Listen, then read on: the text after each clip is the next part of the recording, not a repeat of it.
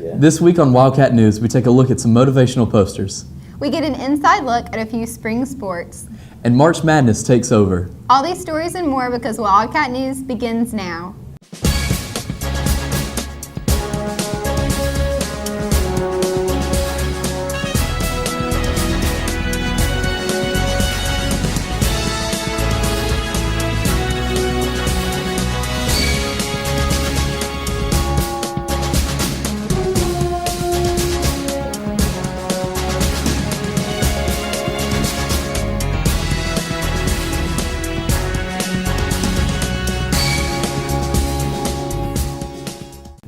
Good morning, West Johnston. I'm Jarrett Spann. And I'm Catherine Sorrell. Hey Jarrett, have you seen all those posters around school lately? I certainly have. Let's take a look at what the Do Something Club did. The Do Something Club created posters to promote confidence among the student body. Kaylee Rochelle and Brandon Braslett tell us how this idea came about. The Do Something Club is starting a campaign to help promote self-confidence in boys and girls. Last Wednesday afternoon, we gathered a bunch of Do Something members for a Do Something Club, and we made posters to help girls and guys get through their self-consciousness about how they look and stuff like that. And we're going to put them on top of like the mirrors in the bathroom and stuff like that to help them feel better about themselves. We chose to do this because even the most confident person can waver and feel really bad about themselves from time to time. So we were thinking that they'd look in the bathroom and they'd see all those notes and they'd be happy again.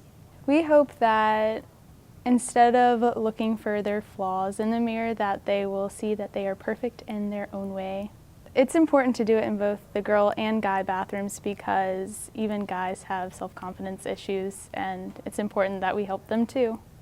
Because not only girls have self-conscious thoughts about how they look, I mean, guys even, they worry about how their clothes look, whether they look weird or not in them. The Do Something Club put in a lot of effort into making these posters and sticky notes and making them look really cool to help students out with their self-consciousness. So we'd really appreciate it if no one took them down. I'm Jamie Snover, Wildcat News. Thanks, Jamie. Spring is finally here. And you know what that means? March Madness. Each year, millions of Americans fill out brackets to see if they can predict the shocking amount of upsets and which team will be the next NCAA national champion. We talked to Dakota Stevens and McCoy Carlson about March Madness. They tell us who's in their group, what app they use, and how many brackets they made. Yeah, I'm in a group with a bunch of my friends from swim team mostly. The NCAA March Madness app? I made 2, but 1 for each pool that I'm in. Carlson and Stevens tell us who they're pulling for in the national championship. Kentucky, beating Duke 68-60. I'm going for UNC. Go Tar Heels. Carlson tells us if he believes there will be any more big upsets in the tournament. No, I don't think there's going to be any dark horses or upsets because, I mean, after that first round, it's pretty much like, with a few exceptions, it's pretty much certain. Stevens talks about his dark horse in the bracket and how far they will go. I got Michigan State in the Final Four, and hopefully they're my ticket to the big win. Steven shares his opinion on the biggest upsets so far. I think Iowa State losing to UAB probably is the biggest upset. I thought that was a pretty big win for NC State. Mark Gottfried's been a pretty good coach for them, so I was pretty surprised though. I did not think that was going to happen. Carlson compares March Madness to fantasy football. This is my first year doing it actually, but I did it because I thought it'd be similar to fantasy football, I guess. Just if you get a chance to, give it a try. I'm not much of a basketball fan myself, but I am excited for soccer season. Brody Hall gives us an inside look. High school soccer team dynamics can often be unpredictable. Mallory Barton and Ashley Tucker tell about the team this year. I think the soccer season so far is going pretty good. I'm actually proud of how we've been doing since we've lost 6 seniors last year that were all starters. So replacing them has been kind of difficult, but I think we've done good so far. I think it helps that we're all really close on the team and we're all pretty good friends. What's helped me the most is my teammates being there for me and encouraging me to do my best and giving me constructive criticism when I need it. We had a lot of workouts this summer and a lot of running and a lot of conditioning, and I feel like overall the people that went there have been more in shape and able to keep up on the field. The dedication level has to be there, and whether it's practice or not, you always have to be trying 100%. Being an underclassman on the team feels really good. I mean, I feel like I actually am good at the sport. Being a captain, I feel like it is a big responsibility because we have to stay positive even when it's kind of hard to sometimes, and have to be encouraging even when you're in the middle of a soccer game. My expectations for this season is I want to go to playoffs again like we did last year, maybe make it past that first round and also get Garner and the other harder teams. It'd be awesome if everyone could come out and support the girls soccer team. I'm Brody Hall, Wildcat News. Thanks, Brody. That looks like a lot of running. Not as much as the track team has been doing. Gerardo Roman reports. Rufus Brown discusses the track team's progress and goals for the season. This year's team is pretty good because we have a lot of returning guys. We placed third at the Carolina Relays in the 4x8. That's good for us. We have only attended 2 meets, one conference meet and one invitational so far.